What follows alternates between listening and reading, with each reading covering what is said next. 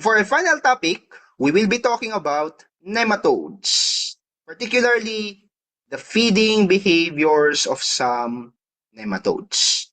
Now, ang plant parasitic nematode natin,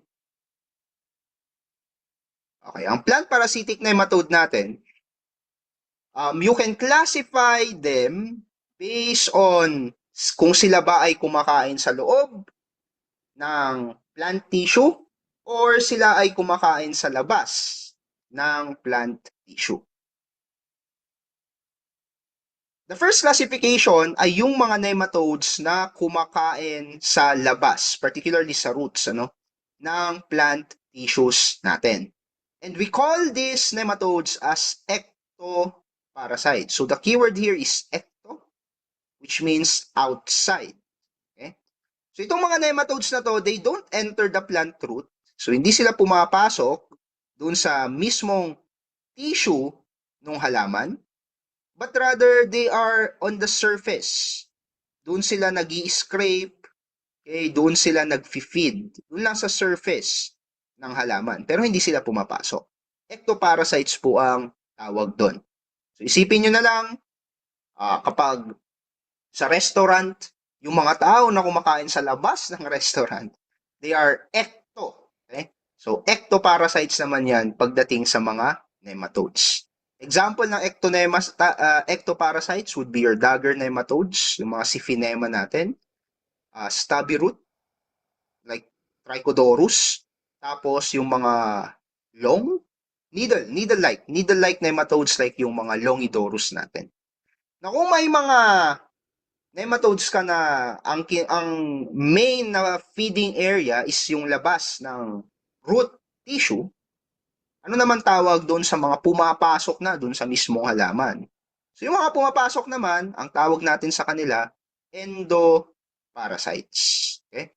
So they enter the plant tissue. Okay?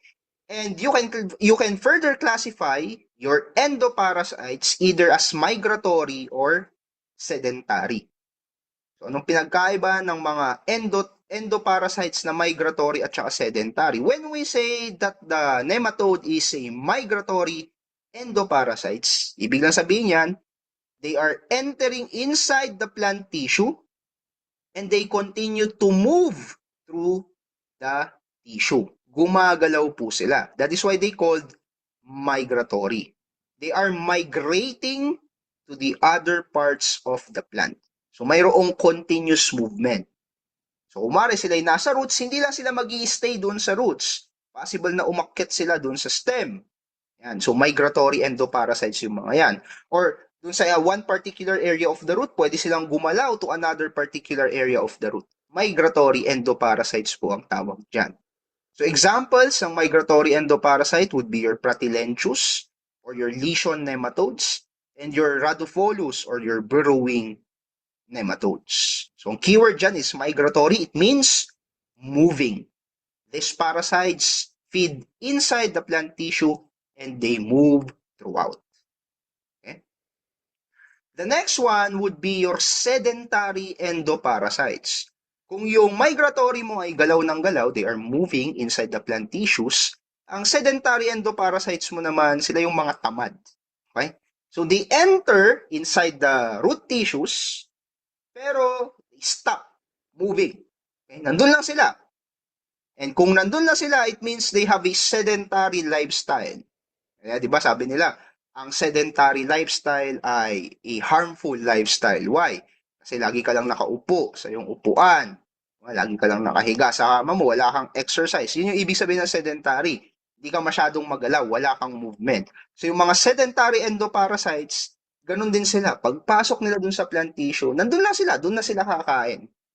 They won't move any longer.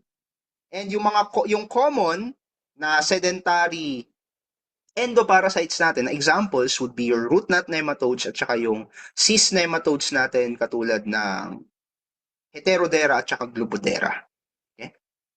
Now, let's dive deeper kasi ang root nematodes at saka ang cyst nematodes, although sedentary endoparasites yung mga yan, may pinagkaiba sila. Okay? Ano yung pagkakaiba nila? Unahin natin, yung root knot nematodes, yung ating mga Meloidogyne. Ang mga root knot nematodes, pagpasok nila sa halaman, they usually create what we call as giant cells. Okay? So ano tong giant cells na ito? Now for Meloidogyne, itong mga giant cells na to are feeding sites. So kapag pumasok sila dyan, lalaki na sila ng lalaki dyan and mag-e-enlarge yung area na yan. And yan yung nagiging feeding site ng Meloidogyne. We call this area giant cells. And sa isang halaman na naapektuhan ng root knot nematode, yun yung nakikita natin parang bukol-bukol sa roots. These are actually giant cells caused by your Meloidogyne incognita na nematode. Okay? So mahalaga na maintindihan na yung structure, yung main feeding structure, main feeding site na ginagawa ng mga Meloidogyne pagpasok sa plant roots, we call those as giant cells. Anong pinagkaiba niya sa cyst nematodes?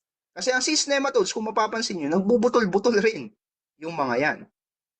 Pero ang cyst nematodes, katulad ng Heterodera at saka Globodera, what happens here is they become the source of their own food. Okay? Kanina sa Meloidogyne, nagke-create sila ng feeding site, ng covering kung saan doon sila kakain. Ang mga Heterodera at Globodera, pagpasok nila doon sa halaman, ang possible na mangyari is that sila ay titigas. Okay? Yung nematode mismo, yung titigas, magke-create sila ng feeding structure which is called the synctium. Okay? Hindi sila magke-create ng malalaking feeding site, pero yung katawan nila mismo, yun yung magiging feeding structure. Okay? And itong mga nematodes na to, habang sila ay lumalaki, habang sila ay nagiging cyst, na-harden yung katawan nila. And when it hardens, doon sa loob ng synctium, natatrap yung kanilang mga itlog. Okay? So may mga itlog doon sa loob ng kanilang katawan na tumigas, yung na naging cyst. Okay? And ang purpose ng synctium na yan ay protektahan yung itlog at mag-provide ng nutrients doon sa egg. Para kapag hindi maganda yung environment, hindi livable yung environment, pwedeng yung mga itlog nandun lang sa loob ng kanilang cyst, ng kanilang synctium, okay, which is yung cyst, nandun lang sila as a dormant living nematode. Pero once na gumanda na ulit yung environment, this cyst will start cracking, so magkakaroon na dyan ng opening, and doon na lalabas yung mga panibagong mga Heterodera at saka Globodera. So, in summary, ang pagkakaiba ng Meloidogyne at saka cyst ay ang pagkakaiba ng root knot nematode at saka cyst nematodes is yung root knot nematode, naggagawa siya ng feeding site. Okay? Lugar kung saan siya ay kumakain. So, feeding site. Ang mga cyst nematodes naman, ginagamit nila yung sarili nilang katawan, okay, para maging cyst, para maging makakreate sila ng feeding structure called synctium. And yung synctium na yon, doon natatrap yung mga itlog para maging protective covering ng mga eggs nila. And during those times na hindi kagandahan yung environment, protektado yung kanilang mga siblings, yung kanilang mga offsprings. And when the time comes na maganda na yung environment, pwede nang lumabas yung mga offspring nila na yon para mag-infect na ng other root tissues. Okay? Kaya ang mga cyst nematodes, it is certainly difficult to control them because of this synctium structure. Okay? Kaya nilang maging dormant for a while dun sa lupa, lalo na kapag yung lupa ay hindi naman nagagamit. Okay? Say, nag-follow system ka, so hindi nagagamit yung lupa na yon, kaya pa rin mag-survive ng mga cyst nematodes in order to protect their offspring. Kaya nilang mag-survive to protect their offspring. Kapag nagtanim ka na ulit, tsaka lang ulit sila magpapakita. So here's the comparison of the three major groups that we have. Kapag sinabi nating ectoparasites, they feed outside of the root and they usually remain outside. Examples would be your Siphinema, Trichodorus, and Longidorus. When we say migratory endoparasites naman, they are inside the root and they continuously move inside the plant or inside the root tissue. Examples would be your Pratylenchus and Rhadofolus. And kapag sinabi naman nating sedentary endoparasites, they are usually inside the root, and they create a permanent feeding site, lalong-lalo na sa mga Meloidogyne. They are stationary kasi nga sedentary yung mga endoparasites na yan. And they create either a giant cell that is for Meloidogyne or they create a cinctium that is for your Heterodera and Globodera. I-create sila ng cyst to protect their young. So ito yung summary naman between giant cells and cinctia.